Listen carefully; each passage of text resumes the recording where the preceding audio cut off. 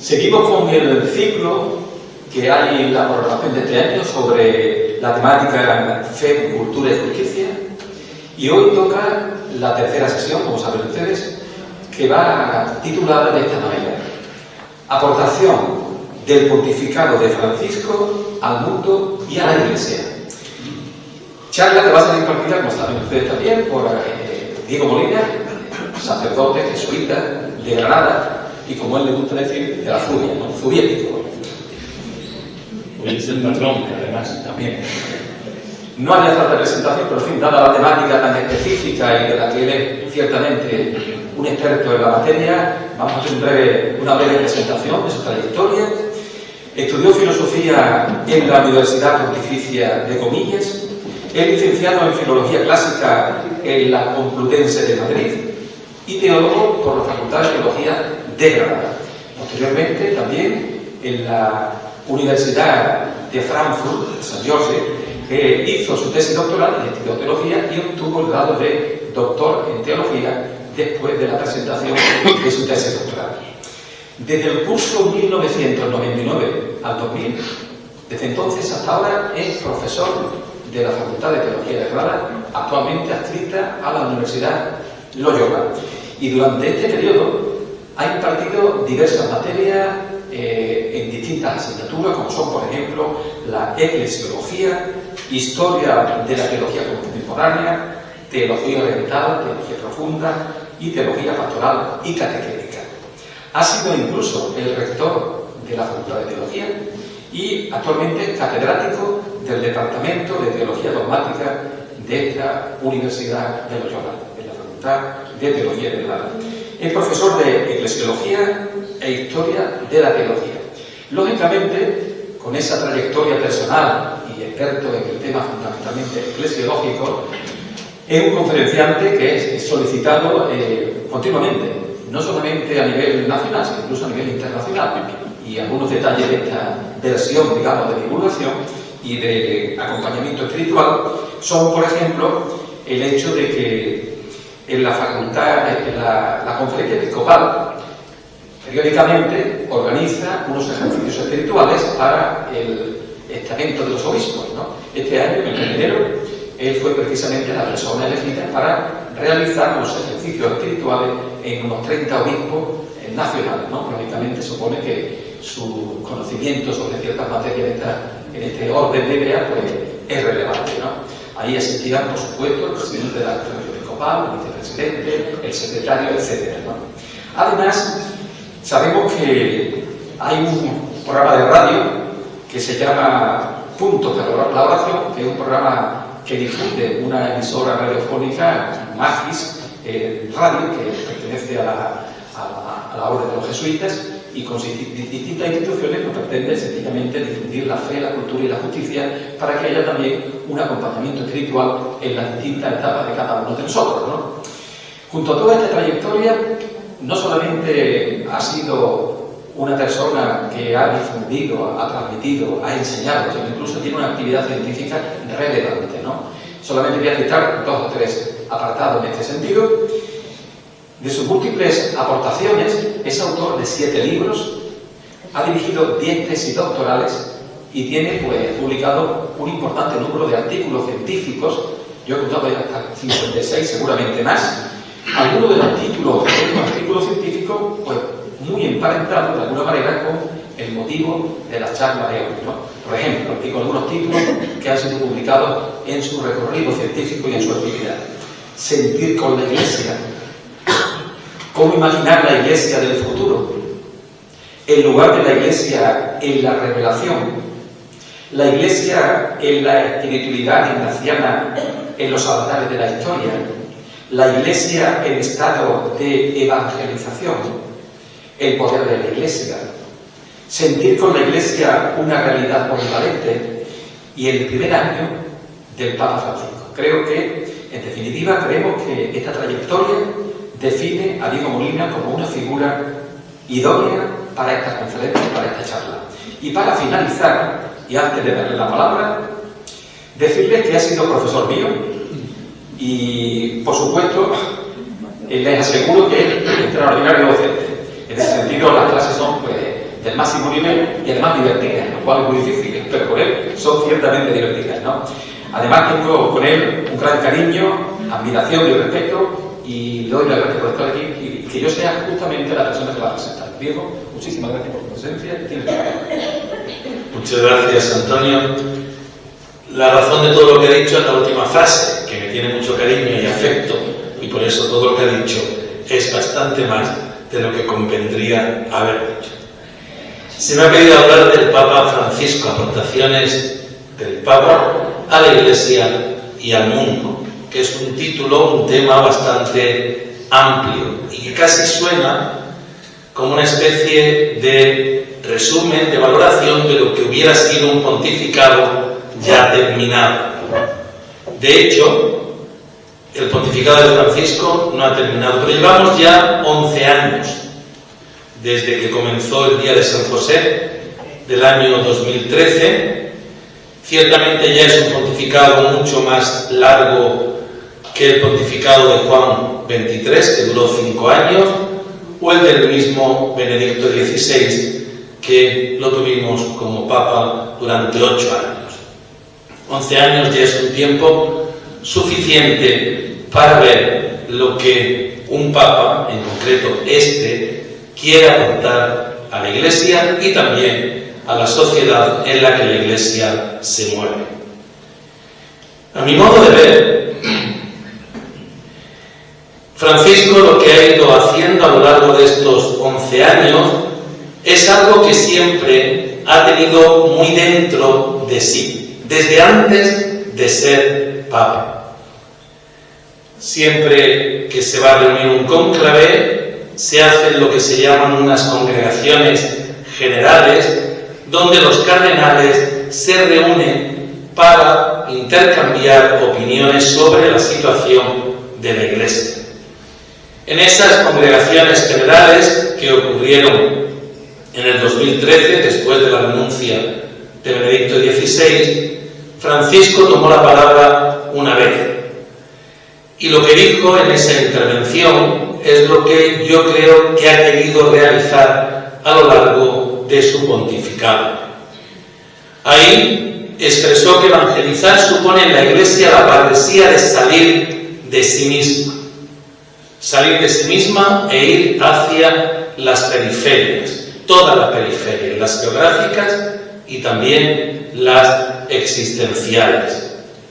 Ya nos puede ir sonando el título y la idea de su primer documento importante, de su primera exhortación apostólica a la Iglesia en salida, el Evangelii Gaudium.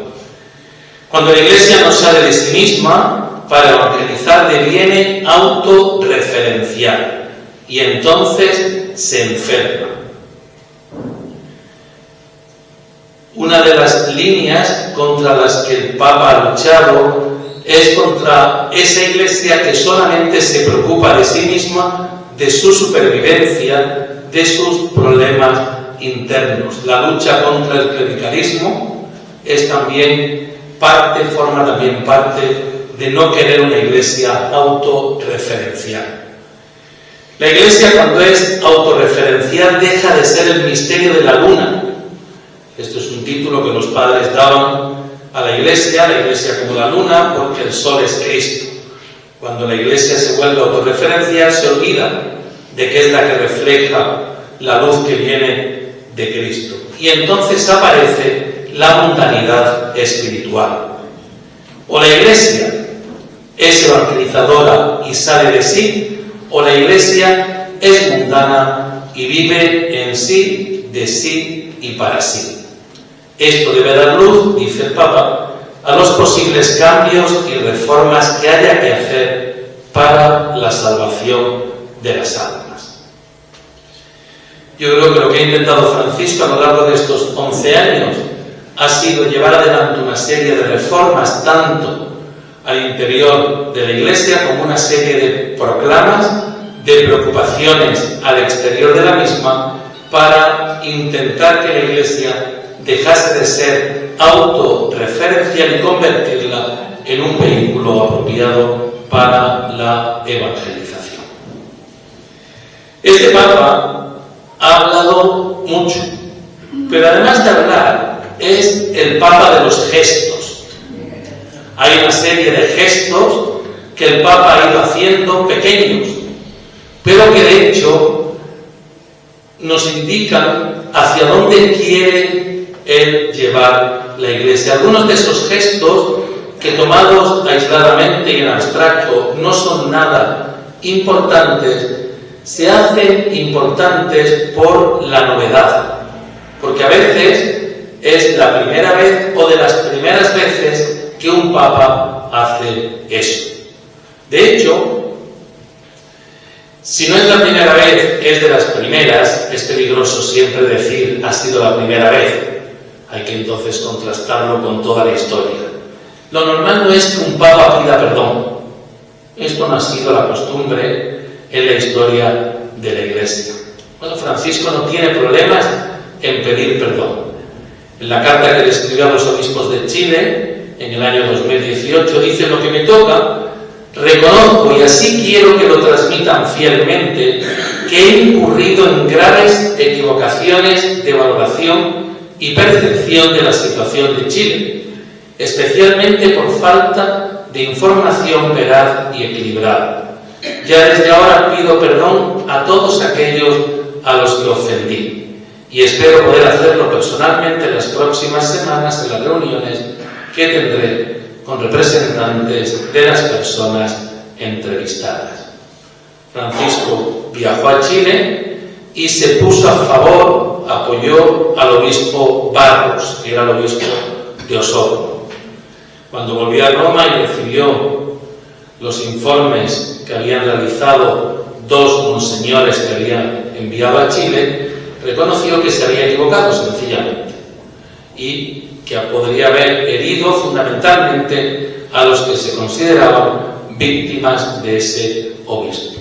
Tenemos un Papa que no tiene ningún problema en pedir perdón. Algo, repito, que no debería llamar la atención, pero que llama la atención porque no ha sido la manera normal de actuación. Junto a eso, cantidad de otros gestos pequeños. El Papa fue, en los primeros momentos de su pontificado, decidió que no iba a vivir en los palacios apostólicos, sino que iba a vivir en Santa Marta. La razón que dio es porque él necesitaba para su sanidad mental el vivir con gente, el no vivir aislado. Y de hecho, la costumbre que tiene de celebrar esa Eucaristía por la mañana acompañado de sacerdotes y de fieles. Conocemos su pequeña obsesión con los coches baratos, o por lo menos con los coches no lujosos. El coche oficial que usa el Papa para moverse por el Vaticano es un 4 latas que le regaló un sacerdote italiano. Y de hecho rechaza el usar coches lujosos. También ha escrito acerca de ese tema con respecto a los que usamos los ministros ordenados. Es el Papa que ha celebrado la misa del Jueves Santo fuera de San Pedro, que ha ido a lavar los pies normalmente a prisiones de Roma. O es el Papa que celebró los 80 años y que de hecho después ha seguido celebrando cada año una comida con los sin techo, a los que le invitan para celebrar su onomástica, para celebrar su cumpleaños. Son personas que están pidiendo o viviendo en la ciudad del Vaticano porque no tienen casa en la calle. Son gestos pequeños, pero que ya indican que quieren mostrar un papado, un pontificado, una iglesia que no sea exactamente como la hemos pensado. Son gestos que hablan de una iglesia que quiere ser pobre y para los pobres, de una iglesia que quiere estar en los lugares donde hay más necesidad, de una iglesia que combina palabra y testimonio. Esto me parece importante porque algunos de estos gestos, junto con ciertas opiniones que el Papa ha expresado, es lo que ha creado en la Iglesia también un cierto rechazo a su figura. Aportaciones del Papa en la Iglesia y en el mundo. En primer lugar, en la Iglesia. ¿Cuáles son las aportaciones? Yo voy a dividirlas en 5. En primer lugar, el impulso, los impulsos que el Papa ha dado a esta Iglesia. En segundo lugar, el tema de la misericordia. En tercer lugar, la alegría como una constante de su pontificado. En cuarto lugar, el tema de la sinodalidad, para terminar con algo que yo llamo libertad, pero que habría que entenderlo como libertad de opinión en la Iglesia. El tema hace posible la subjetividad y que cada uno de los que estamos aquí hubiéramos cogido a lo mejor algunas otras realidades. A mí me parece que estos 5 apartados pueden englobar las aportaciones que el Papa ha ido haciendo a lo largo de estos años a la Iglesia. En primer lugar, impulso. Los impulsos que el Papa ha querido imprimir en la Iglesia. Yo creo que este Papa ha querido una Iglesia más cercana a la gente, y aquí ha ido retomando ciertos deseos que estaban presentes en el tiempo del Vaticano II. El Papa quiere una Iglesia que sea tienda de campaña, una Iglesia que se meta en todos los lugares donde es necesario la proclamación del Evangelio. Una Iglesia que haga lío, una Iglesia que no esté parada, una Iglesia que se mueva. Lo que les decía a los jóvenes en Río de Janeiro, ¿qué es lo que espero como consecuencia de la jornada de la juventud? Espero lío, que acá dentro haya lío, que acá en Río haya lío, pero quiero lío de las diócesis, quiero que se salga afuera, quiero que la Iglesia salga a la calle, quiero que nos defendamos de todo lo que sea mundanidad, de lo que sea instalación, de lo que sea comodidad, de lo que sea clericalismo, de lo que sea estar encerrados en nosotros mismos. El Papa quiere una Iglesia en continua reforma, una Iglesia que nunca esté contenta con aquello que ha alcanzado, que siempre se esté planteando a dónde tenemos que ir para poder llegar a todos sitios con el mensaje del Evangelio. Se podría pensar que lo que más miedo le da al Papa Francisco no es equivocarse, sino que es no hacer nada por temor a equivocarse, una idea que los jesuitas recibimos del Padre Arrupe. Francisco no teme él a veces cometer equivocaciones, lo que más teme es quedarnos parados defendiendo el espacio conseguido y olvidándonos de las personas a las que tenemos que llegar. Más cercana a la gente en el ámbito litúrgico. Y ahí tenemos el intento del Papa por separar liturgia e ideología a partir de la nueva regulación para la celebración de la misa tridentina, así llamada tridentina. La liturgia tiene que ser algo que, como dice el Concilio Vaticano II, sea hecho, realizado, celebrado por la comunidad. Cercana a la gente en cuanto a las homilías, también la insistencia que tiene la preparación de las homilías por parte de los sacerdotes, la cantidad de normas o de consejos que da para poder hacer que el Evangelio se actualice en la situación de las comunidades concretas. Cercana a la gente, y a partir de ahí también podríamos ver, analizar cuáles son los viajes que este Papa ha realizado, cuáles son los países que ha visitado. En los 11 años ha visitado ya 60 países. Juan Pablo II visitó 90. El Papa Francisco ya ha visitado 60. La elección de esas visitas me parece que tiene que ver con una Iglesia más cercana a las víctimas. El impulso de animar a la Iglesia a acercarse a los lugares donde haya gente sufriendo. No es de extrañar que el primer viaje que hizo fuera Lampedusa. Fue su primera salida de Roma. Comienza el pontificado en marzo y el 8 de julio va a Lampedusa con el tema de fondo de la inmigración. Tantos de nosotros, me incluyo también yo, estamos desorientados.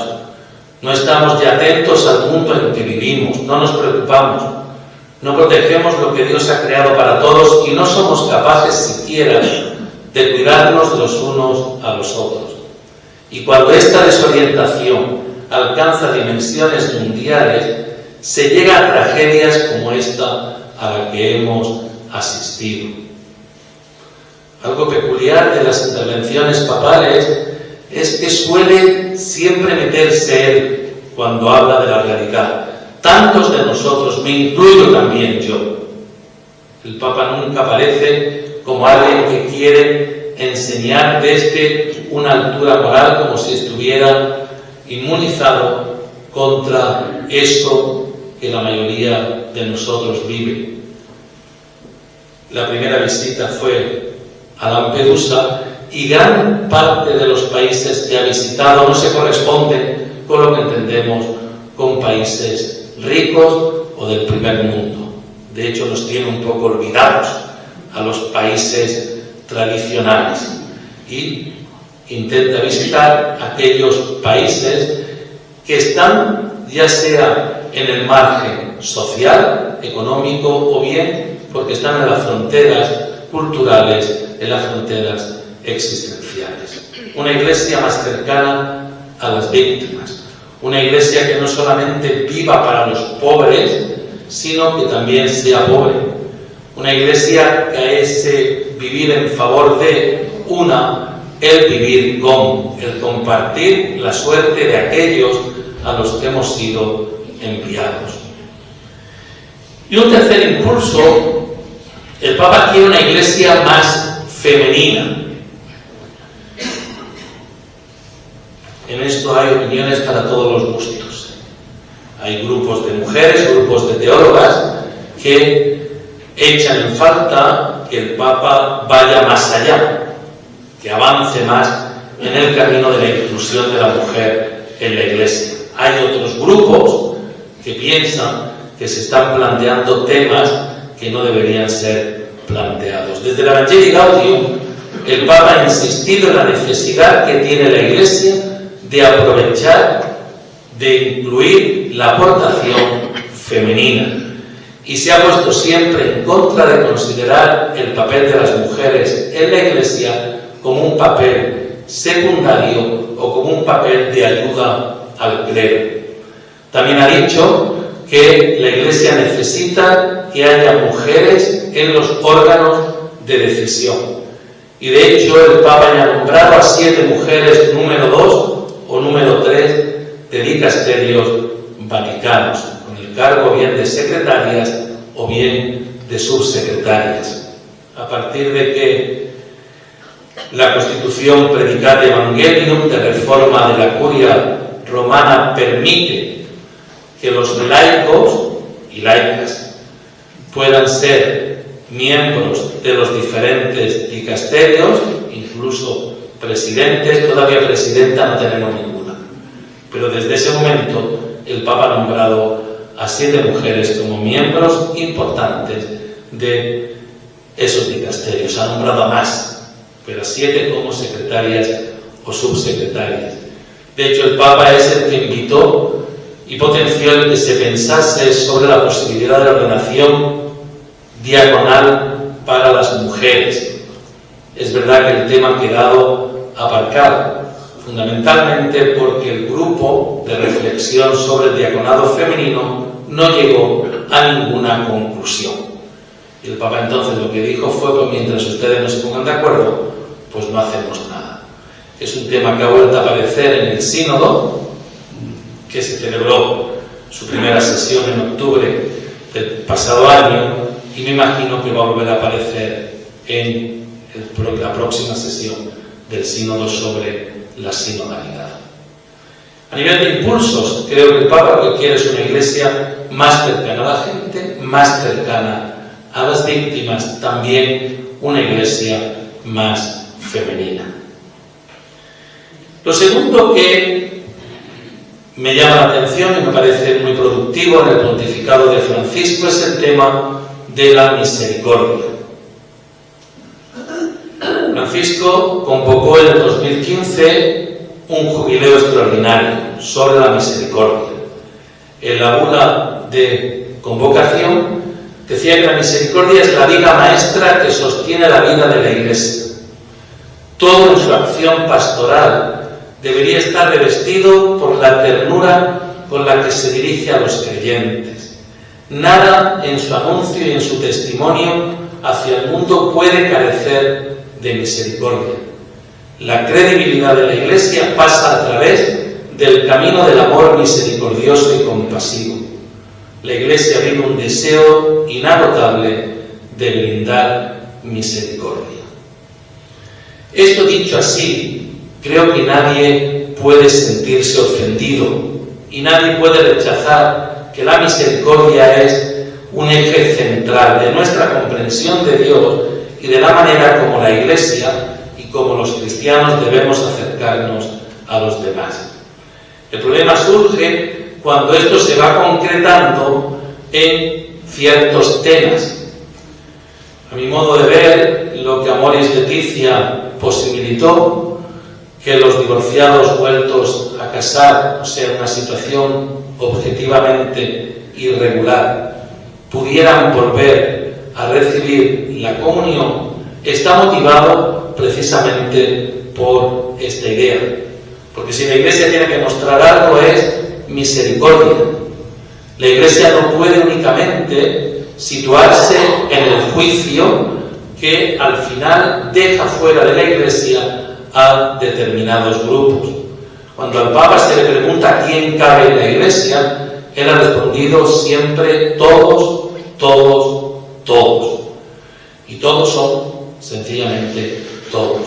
Cuando Fiducia Supplicans, el documento sobre el sentido de las bendiciones, sobre ese documento ya se habló también aquí, ese documento sobre el sentido de las bendiciones y la posibilidad entonces de bendecir a parejas homosexuales, tiene en la base también el tema de la misericordia.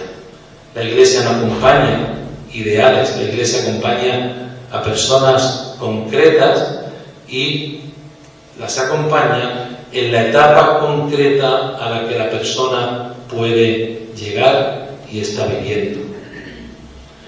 Este es uno de los temas que también ha ido despertando ciertas críticas al Papa Francisco, sobre todo cuando se llega a ciertas concreciones. La alegría. Me llama la atención la cantidad de documentos que aparece la alegría en su título: Evangelii Gaudium, la idea del Evangelio, Laudato Si, Amoris Laetitia, Veritatis Gaudium, Gaudete et Exultate.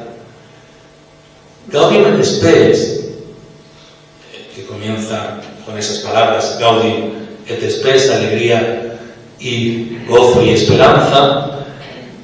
Lo original no era eso, lo original era Gaudium et Animo, los gozos y las tristezas. Algunos padres dijeron que no convenía que un documento que quería hablar de la relación de la Iglesia con el mundo tuviera por título gozos y tristezas, gozos y angustias, que era mejor que tuviera un título positivo. Entonces se cambió para que apareciera gozos y esperanzas, tristezas y angustias. Bueno, el título es importante porque marca la manera como alguien se sitúa también ante la realidad. El Papa Francisco ve la realidad de forma positiva. El año próximo tenemos de nuevo un jubileo. Este no extraordinario, sino ordinario. Cada 25 años se celebra en la Iglesia un jubileo ordinario. La bula de convocación que acaba de salir sitúa el jubileo bajo el lema de la esperanza. El Papa Francisco también conecta aquí con Juan 23 porque se sitúa ante el mundo, ante la realidad, ante la cultura en la que estamos, de manera positiva. Piensan que Dios sigue haciendo su obra en este mundo a través de las búsquedas del ser humano. Francisco, que es consciente de todos los problemas que tiene la cultura en la que vivimos, sigue subrayando que el trigo es más importante que la cizaña y sigue esperando, sigue pidiéndonos a todos que seamos capaces de comunicar la alegría que supone el ser cristiano. Hay cantidad, de hecho se acaba de publicar un libro sobre las veces, los discursos en que el Papa ha hablado de la alegría. Y es una llamada a una visión positiva del ser cristiano, pero también a una visión positiva del mundo y de la sociedad a la que hemos sido enviados. Un cuarto aspecto, la sinodalidad. Al interior de la Iglesia, la sinodalidad creo que va a ser, si llega a buen término, la herencia que este Papa puede dejar a la Iglesia. De la sinodalidad también se ha hablado ya en este foro. La sinodalidad implica tomar conciencia de que en la Iglesia todos caminamos juntos y subraya el tema de la necesidad de la participación de todos los cristianos en la marcha de la Iglesia. La sinodalidad subraya que tenemos que escucharnos y que la escucha exige el que consideremos que el otro tiene algo bueno, importante, valioso que decir. Y el otro es todos aquellos que pertenecen a la Iglesia. ¿Recuerdan la manera como se había dispuesto la sala donde se celebró la sesión del Sínodo en Roma? En mesas redondas, porque son las únicas que expresan la igualdad de todos los que se sientan a la mesa. Mesa redonda donde estaban mezclados religiosos, laicos, cardenales y hasta el mismo Papa. La sinodalidad es la puesta al camino que para este Papa exige el mundo en el que vivimos, es el camino del siglo XXI para la Iglesia. Y supone en el fondo el cambiar la visión que tenemos de Iglesia para entenderla a partir de una comunidad que en cuanto a cristianos y bautizados somos todos iguales y sacar las consecuencias estructurales que esto supone para la propia Iglesia. Y la última aportación, lo que he llamado yo la libertad de opinión. Esto no es una aportación del Papa. Esta es una situación que estamos viviendo actualmente. Una novedad que ha venido con el pontificado de Francisco es que la crítica en concreto al Papa se ha hecho mucho más clara, visible, todo de grupos marginales. Proviene de grupos de personas que pertenecen estructuralmente al centro de la Iglesia. Lo que nos encontramos hoy es con una opinión, una libertad de opinión en la Iglesia por la que bastantes se atreven a oponerse a posiciones o a posturas del propio Papa. Esto tiene de positivo que de alguna forma se desmitifica la persona del Papa, y esto no es malo, que se pueda decir sencillamente en qué no estamos de acuerdo con lo que el Papa, el obispo, el párroco o cualquiera dice, me parece que no es negativo. Lo malo es cuando esa crítica se hace desde posturas ideológicas que francamente cuesta mucho entender. El Papa es consciente. Hablándole a los jesuitas de Portugal, en Lisboa, les decía: he comprobado que en los Estados Unidos la cosa no es fácil. Hay una actitud reaccionaria muy fuerte, organizada, que estructura una pertenencia incluso afectiva. A estas personas quiero recordar que el indietrismo, esto es una palabra que viene del italiano, el ir hacia atrás es inútil y que es necesario comprender que existe una justa evolución en la comprensión de las cuestiones de fe y de moral. Le dice a uno de los jesuitas que le preguntaba: tú has estado en Estados Unidos y dices que has experimentado un clima de cerrazón. Sí, creo que se puede experimentar este clima en algunas situaciones, pero entonces se pierde la verdadera tradición y se acude a las ideologías en busca de un apoyo y sostén de cualquier tipo.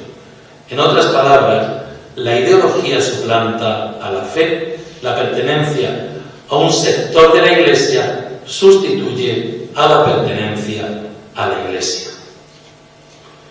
Estamos asistiendo son grupos pequeños, pero bastante organizados y con mucha proyección en las redes sociales y a nivel de comunicación.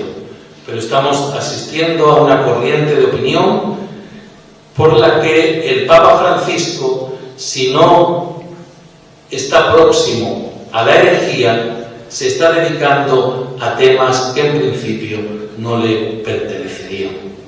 No hay que llegar al caso de las clarisas de Belorado y de los 70 folios que han publicado, que si los han leído son 70 folios donde defienden que la sede de Pedro está vacante y que desde Juan XXIII todos los papas lo que han ido haciendo es cometer herejía tras herejía. Sin llegar a eso, que es un caso extremo y es una corriente que defiende que la sede está vacante, existen grupos que están poniendo en cuestión que algunas de las decisiones, fundamentalmente las referidas a la moral y a la liturgia, tengan arraigo en la tradición. Y algunos se atreven incluso a afirmar que son contrarias a lo que sería la doctrina de fe de la Iglesia. Cuando comenzó en octubre el sínodo de obispos en Roma, al mismo tiempo que comenzaba, en un teatro de Roma hubo una reunión acerca del desastre del sínodo. En ese teatro, quienes hablaban eran 2 cardenales de la Iglesia, o sea, no eran miembros sin importancia. Bueno, esta corriente existe y quizás se pudiera reconducir para aprovechar la oportunidad del disenso eclesial, un disenso que nos pueda ayudar a profundizar en la verdad más que a mantenernos en nuestra propia ideología. Estos serían para mí 4 aportaciones y una situación que estamos viviendo en el interior de la Iglesia. Y en el mundo, pues yo lo voy a centrar también brevemente en 4 ideas. Primero, diálogo. Segundo, el tema de la paz. Tercero, el tema de la inmigración. Y cuarto, el tema de la ecología. Repito que no son todas las aportaciones y seguramente se podrían encontrar muchas más, pero creo que estos son aspectos importantes que el Papa ha querido subrayar. En primer lugar, el diálogo. Lo hago a partir de una encíclica, de las pocas que tiene este Papa, que es la Fratelli Tutti. Esta fue una encíclica que el Papa firmó en Asís.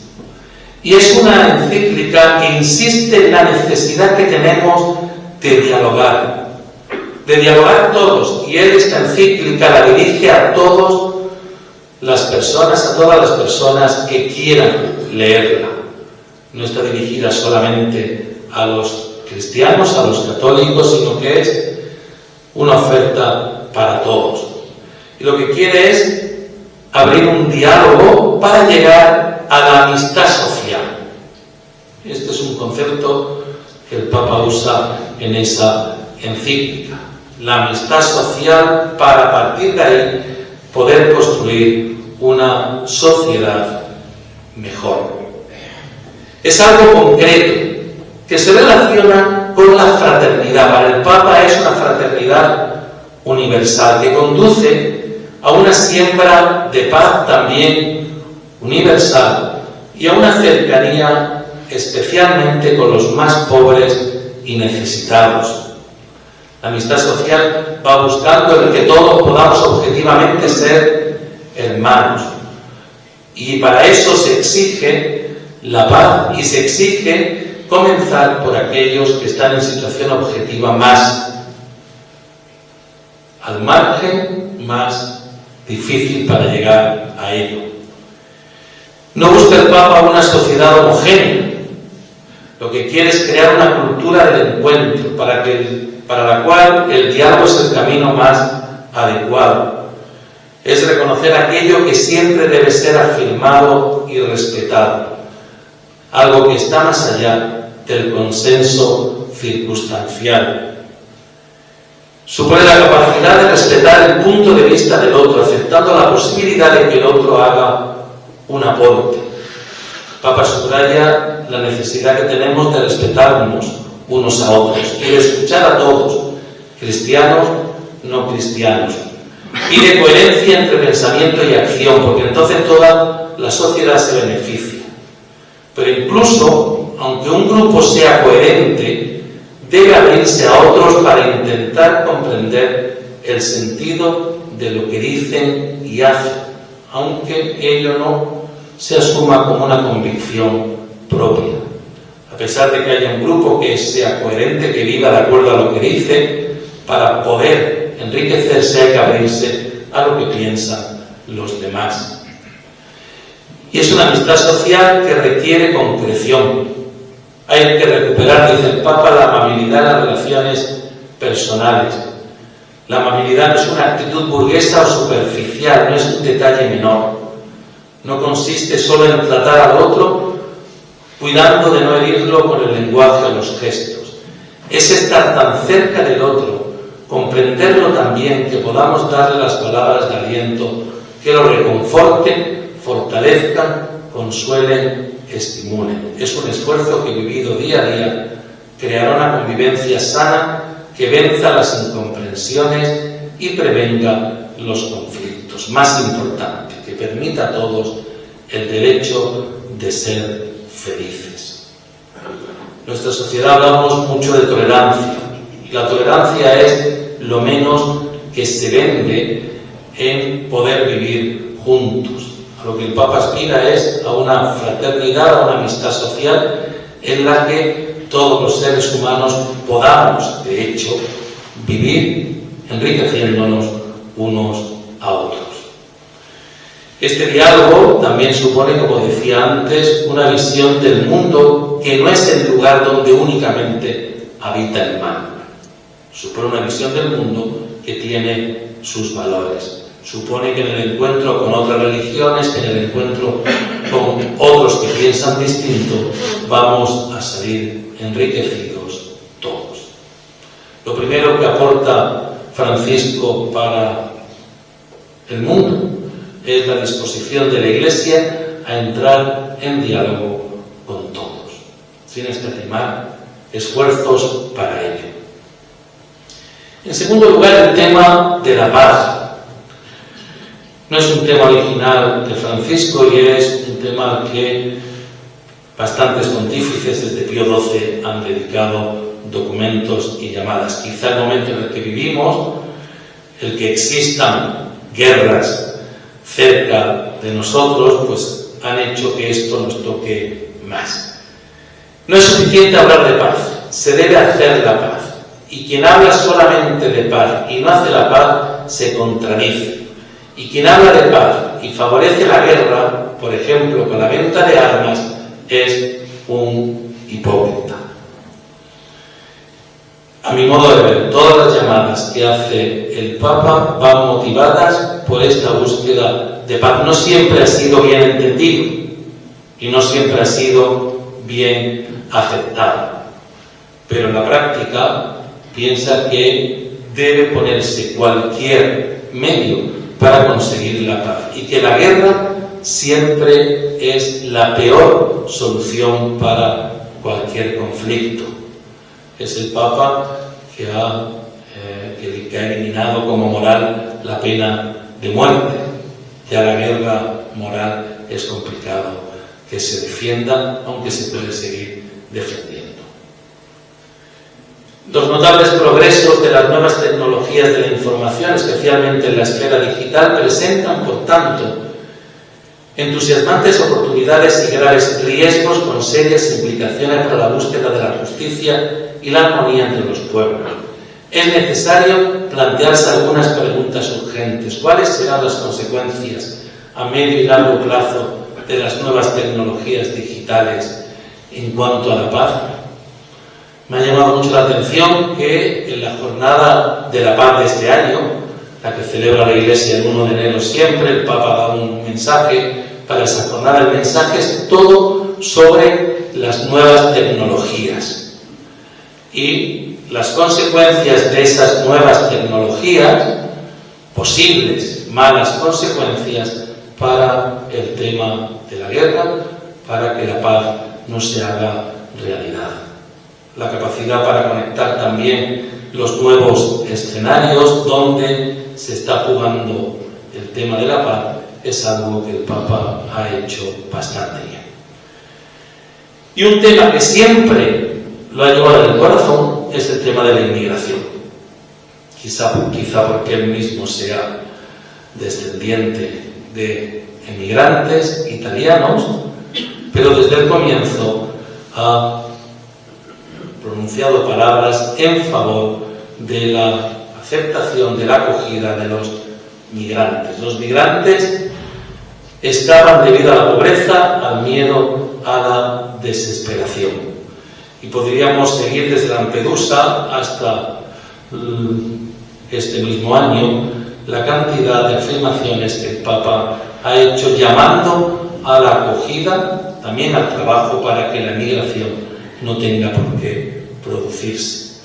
Aquí tienen una carta que escribió a comillas, animando para que continúen el trabajo sobre la migración, las inmigraciones. Y el cuarto, para finalizar, es el tema de la ecología.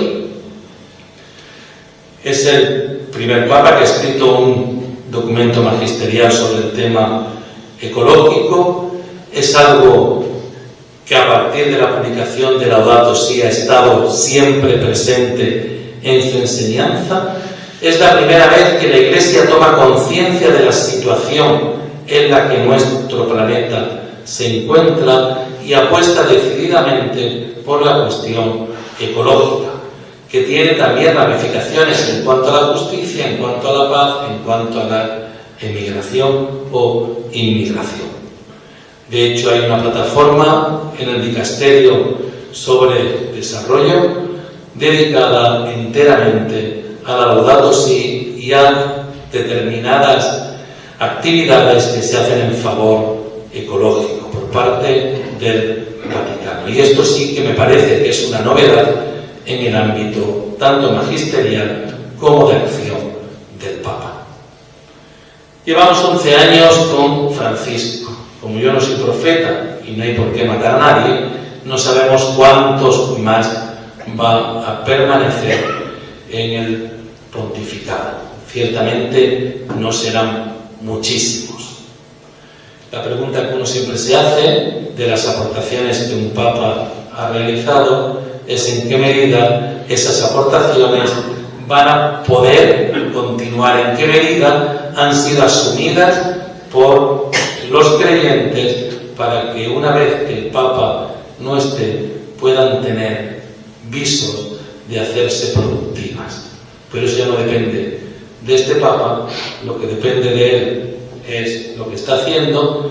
Ya ha nombrado 2/3 del colegio cardenalicio, que son los que eligen a su sucesor, ya ha nombrado prácticamente a la mitad de los obispos que hay en el mundo. Eso quizá también puede ayudar para que estas aportaciones, al menos las más fundamentales, puedan seguir hacia adelante. Muchas gracias.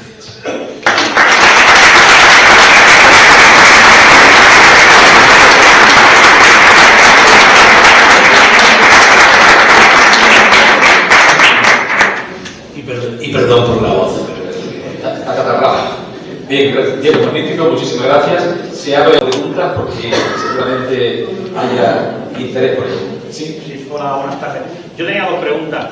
Una, respecto a los viajes del Papa, si usted cree que España, que es un país que ha dejado de ser católico, si necesitaría la visita del Papa. Y la otra es respecto a lo que ha dicho de la misa tridentina y estas corrientes que han surgido. Si usted no cree que con las medidas que ha tomado ha podido herir la sensibilidad de determinadas personas que se sienten más identificadas con ese rito. Yo no conozco la misa tradicional, pero soy consciente de que hay personas que a lo mejor pues, le llena más ese rito. Y entonces no sé si él precisamente ha provocado un malestar en gente que se siente más identificada con ese tipo de misa. Bueno, esto es muy personal, vamos, yo no valoro mucho las visitas papales. El Papa Juan Pablo II estuvo aquí en el año 82, si mal no recuerdo. Yo era joven, estuve en el Manjaya viéndolo, y fueron 10 millones de españoles los que salimos a ver al Papa Juan Pablo II. La descristianización o la secularización, pues no paró por eso, no paró por eso. Que venga el Papa está muy bien, y que venga nos confirme la fe y nos anime, ¿vale? Pero no me parece que eso vaya a solucionar mucho.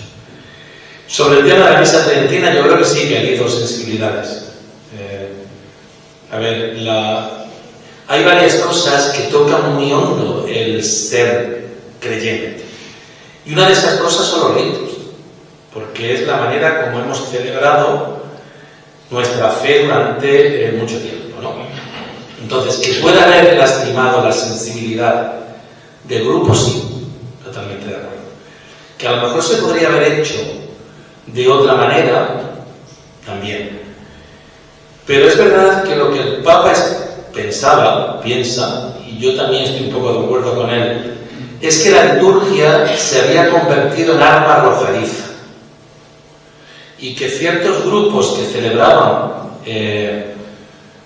ese rito, la misa según el rito reformado por Juan XXIII, antes del concilio, bueno, no solamente valoraban ese rito, sino que consideraban que el otro rito, el rito hoy ordinario, pues no estaba a la altura de la tradición. Y ahí es donde está el problema. No solo ocurre con el rito tridentino, podríamos pensar en otros grupos que celebran la liturgia a su manera. Entonces, el tema es en qué medida la celebración nuestra, de nuestra fe, es la manera como nosotros expresamos la fe, teniendo presente que pueden existir otras muchas maneras legítimas para expresarla. En ese sentido, yo considero que una forma legítima para celebrar la fe también es ese rito. Yo también lo digo. Yo añado que ojalá los que lo celebran supieran latín, eso ayudaría bastante. Pero bueno, hemos estado muchos siglos diciendo la misa en latín, la gente tampoco sabía y no pasaba nada. O sea, que con eso muy delicado. Buenas tardes, Diego. Como siempre, gracias por oírte. Muy breve, es una ponencia, pero con 3 frentes, y espero que no te resulten incómodos. La primera con el Papa. A mí me llama la atención que por qué desde dentro de la propia Iglesia es de donde se ataca al Papa, no desde fuera, sino desde dentro. Segundo, estas personas que tan cruelmente, bajo mi punto de vista, atacan al Papa, menosprecian al Papa, dejando al Espíritu Santo a la altura de la suela, del zapato, que persiguen. Y la tercera, Diego, y es algo que yo observo, ¿qué sale de los seminarios hoy en día? Cuando el Papa está hablando e insistiendo en la reforma de los seminarios, y no en la demarcación geográfica, sino en cómo se forman a los seminaristas. Ya está. No, nos sentamos dos, vamos a ver. Yo digo lo que pienso, ¿no? Bueno, uno dice, ¿por qué es desde dentro? Porque hay ciertos grupos que son minoritarios. Estamos en una iglesia de 1.200 millones, 1.300 millones de fieles. Los grupos son minoritarios, ¿no? También el colegio cardenalicio son minoritarios. Han sido 5 cardenales primero y ahora otros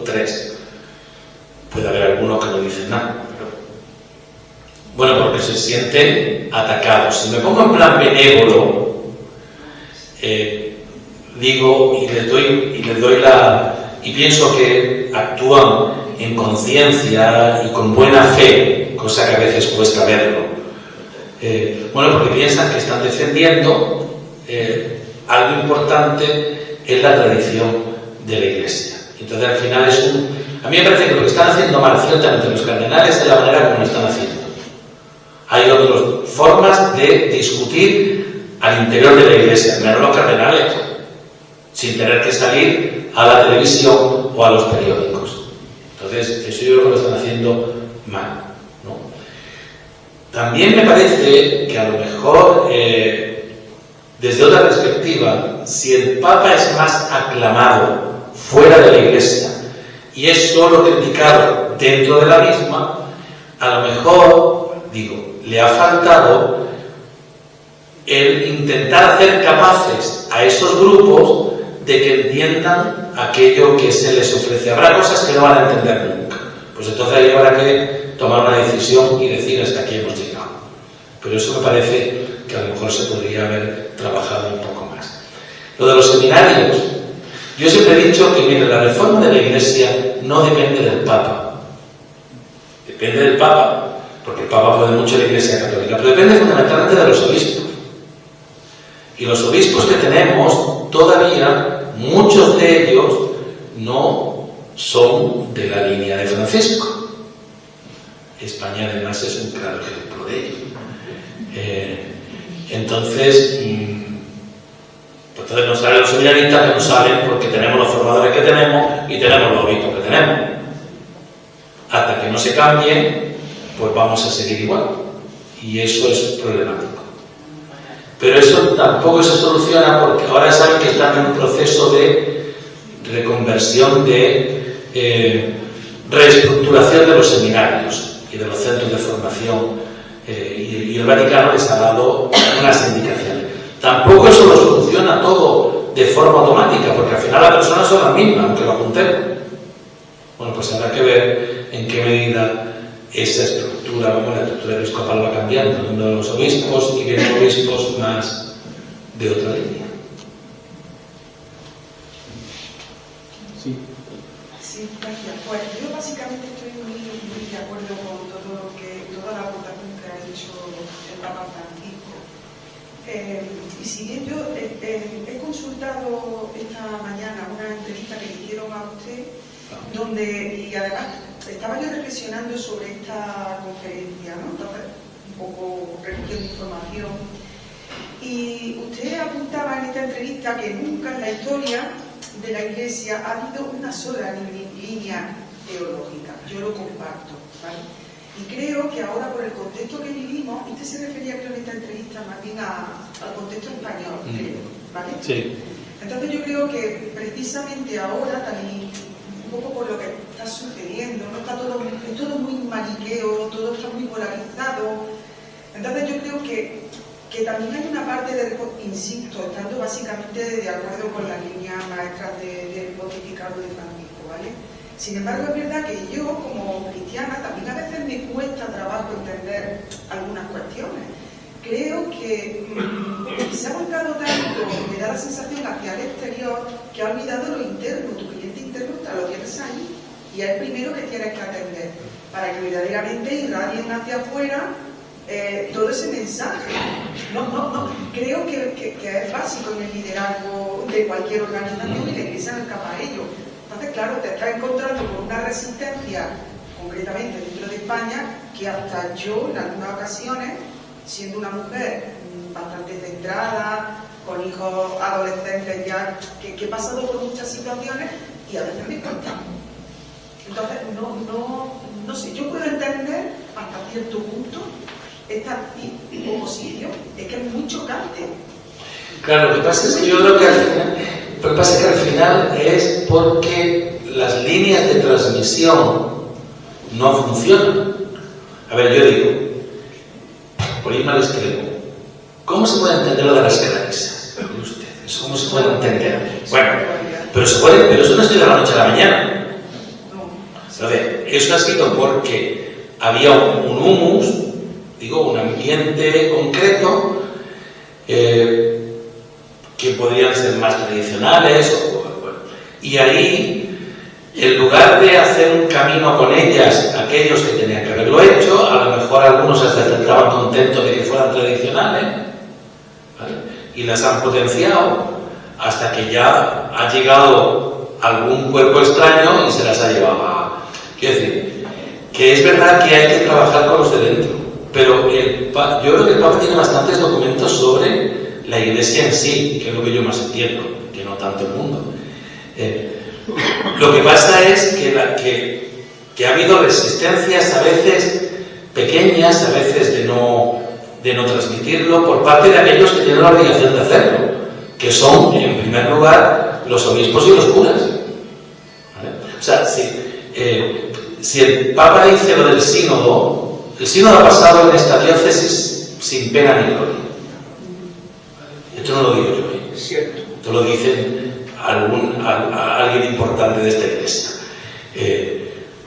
Bueno, ¿por qué? Pues porque habría que haber animado más, habría que... Otras cosas, yo creo que eso es el problema, ¿no? Y luego es verdad que hay que mirar cómo se dicen las cosas, pero también es verdad que no leemos mucho lo que dicen. El Papa te escribe bien y fácil, pero casi nadie lee los documentos enteros de lo que dice el Papa. Nos llegan cosas por sacadas a veces de contexto. Es verdad que Francisco luego tiene esa costumbre de hablar hasta en el avión. Entonces a veces pues dice cosas que luego hay que... Bueno, pues entonces hay que cogerlo un poco en global y en conjunto para saber qué es lo que está diciendo. Yo también entiendo que cada vez es más difícil en la Iglesia y en todo el dar normas para el mundo, ¿vale? Porque las culturas son muy diferentes, sobre todo cuando vamos a normas morales. Las culturas son muy diferentes, no es lo mismo África que Europa. Entonces a veces, y no es fácil combinar la universalidad con la concreción, porque son las verdades universales con la manera de concretarlas en las diferentes culturas, y eso nos crea un problema también importante, me parece.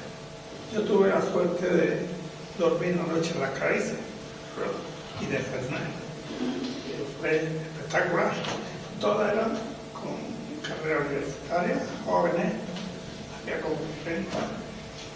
Y ya no lo puedo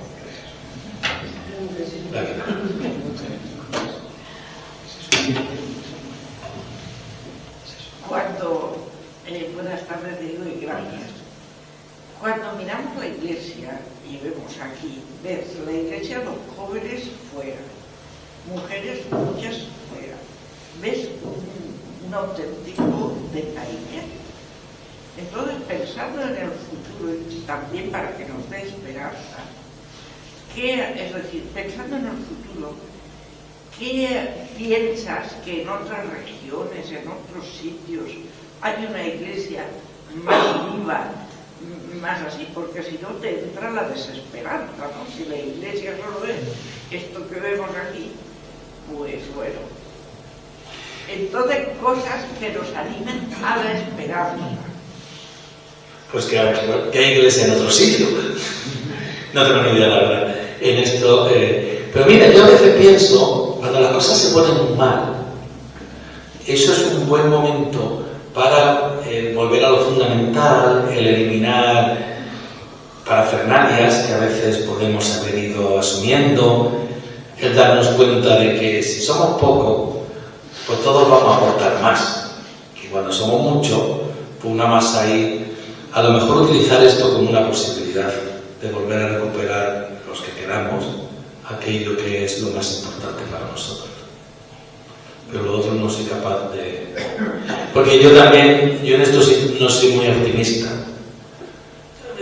A ver, yo creo que la iglesia en Europa va en franca... vamos a convertir una iglesia pequeña. Esto ya lo decía mucho el Benedicto XVI. Pero Benedicto XVI en esto le estaría la vena teológica que yo comparto.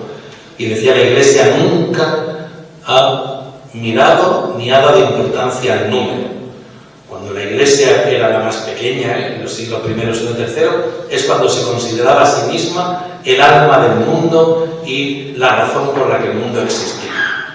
O sea que el número no es muy importante. Lo que pasa es que es muy doloroso cuando a lo que nos toca a nosotros el ir disminuyendo, pero eso va a pasar. Diego, una pregunta. Yo recuerdo que hace 3-4 años, aquí mismo, creo que se llamaba José Miguel Lamé, periodista mexicano, Pedro Miguel. Yo recuerdo que me sorprendió muchísimo cuando dio un dato concreto que decía que el 65% del Vaticano estaba en contra del Papa. Yo en ese momento me quedé en contra del Papa, de lo que él iba, de toda su gestión y todo su papado, ¿no? Eso a mí me sorprendió muchísimo. Y ahora la pregunta mía iría en este sentido. Si a nivel internacional, ya fuera del contexto eclesiástico, yo veo que hay claramente toda una paradigma, diría yo, incluso ideologías que van a desprestigiar permanentemente todo aquello que venga de la Iglesia. Yo al menos lo percibo de esta manera, desde muchos sectores, ya hemos hablado. ¿Cómo se puede explicar esto? Yo veo, por ejemplo, Gandhi, una figura importante. Nadie discute a Gandhi, porque realmente lo pone un hombre de paz, y otros fenómenos, otros elementos también importantes. El Papa, que es un hombre bueno por naturaleza, que busca el bien común.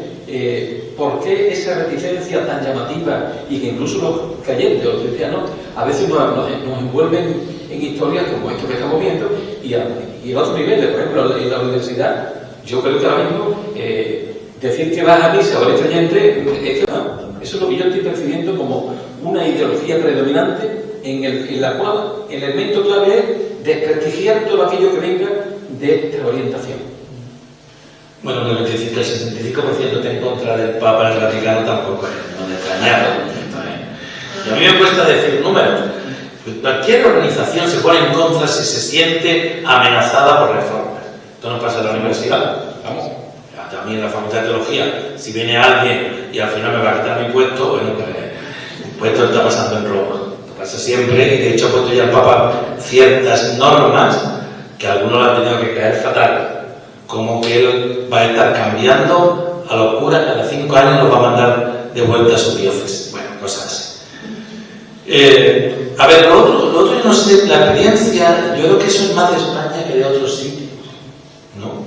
También mi experiencia en Alemania no fue esa ciertamente, sino más bien una colaboración Estado-Iglesia y un respeto. La cosa se ha complicado con el tema de los abusos y de la manera como la Iglesia ha encarado ese tema. Pero antes de este jaleo de los abusos, la percepción, incluso Francia, que es tan laicista, tan laica, no veo yo que haya una actitud más en España, por parte de algunos medios de comunicación. Eso es cierto que lo hay, ¿no? Y a veces usan al Papa en contra de la Iglesia. Hablan bien del Papa y mal de la Iglesia. Bueno, pero eso también nos pasó a los jesuitas en una época, que hablaban bien de los jesuitas para hablar mal de la Iglesia, lo cual es, bueno, pues es lo que tenemos y hay que saberlo, yo diría. Benedicto XVI también tuvo bastante oposición. Pero Benedicto XVI fue una oposición interna y callada. ¿Vale? Aquello y te la vas a negar. Benedicto XVI se lo comparaba con Nazi, con Hitler, porque era una cosa horrible. Pero no por parte de lo que serían miembros importantes de la Iglesia. No. Era el exterior, ¿no? Bueno, y eso siempre va a haber gente. También tuvo oposición en la curia. Lo que pasa es que eso fue una oposición callada, lo que serían los papeles del Vatilix, y que luego algo le animaría para la renuncia, cuando ya vio que la situación era pues complicada, ¿no? Pero era callada la oposición. La de ahora es una oposición intraeclesial abierta, pública. ¿Y como Juan Pablo II? No, a nivel intraeclesial. No había. Además, Juan Pablo II fue una época en la que, cuando yo decía eso en esa entrevista, de que nunca ha habido una teología, es porque en tiempo de Juan Pablo II como que se intentaba presentar una idea como la idea, una teología como la teología. Centralizada. Pero no solo centralizada, la que proviene de un determinado grupo que hacía esa teología. No consigo... A ver, bueno, porque esos son ejemplos concretos, como que en un país concreto, en España, se tomaba un centro teológico como el único que enseñaba la verdadera teología, que tenía que ver con Juan Pablo II. Referente. Como Sí. referente. Bueno, él se ponía como referente, los demás nunca lo aceptamos como tal. Sí, bueno, vale, ya sí. Claro. Bueno, entonces, Juan Pablo II, la crítica intraeclesial, a mi modo de ver, había gente que no estaba de acuerdo con el Papa, pero nunca se llegó a escribir cosas, nunca se llegó a decir las cosas que se han dicho de por escrito. Nunca, nunca. Es más, si se hubiera llegado a decir eso, vamos a ver, la persecución a la que la propia estructura eclesial hubiera sometido a los que lo hubieran dicho, hablo de clérigos, que son los que se pueden perseguir, o teólogos laicos trabajando en institutos teológicos, hubiera sido llamativa. ¿Me explico? Esa es mi opinión, y por eso no se decía nada. En cambio ahora, la gente lo dice y aquí no pasa nada. Hombre, ha pasado algo. Le han prohibido a uno de la tertulia de la Vende le han prohibido que siga las redes, pero no es que un cura que ha dicho que ojalá que el Papa se muera en una red en YouTube. Eso no sé, si eso se hubiera dicho con Juan Pablo II, eso lo hizo un cura y al día siguiente el cura ya no está. Al día siguiente. Y ha tardado un poquito más del día siguiente. Y por lo que parece, porque vino la orden del Vaticano. La iglesia es muy complicada. Pero bueno, que también es muy buena y además estamos todos en ella y... Yo conocía a los Miguel Peinado muy bien. El obispo de Israel. Yo nací en el Galvete y lo viví. Don Miguel Peinado era un hombre de un carácter muy fuerte. Bueno, sí. En cambio, Antonio era muy suave. Y vamos, y yo recuerdo toda la música gregoriana, o sea, era una cosa espectacular. Y he visto las críticas aquí. En cambio, el señor, que no es dudoso de nada, de Antonio Quitián, ha dicho, como Don Miguel Peinado, de temas sociales. Bueno, es que no, se puede ser un poco enérgico y yo mando. Eso es. Se puede ser como José Méndez, que enérgico no me parece que fuera mucho, pero muy buena gente. Era muy buena. Bueno, muchas gracias, de verdad.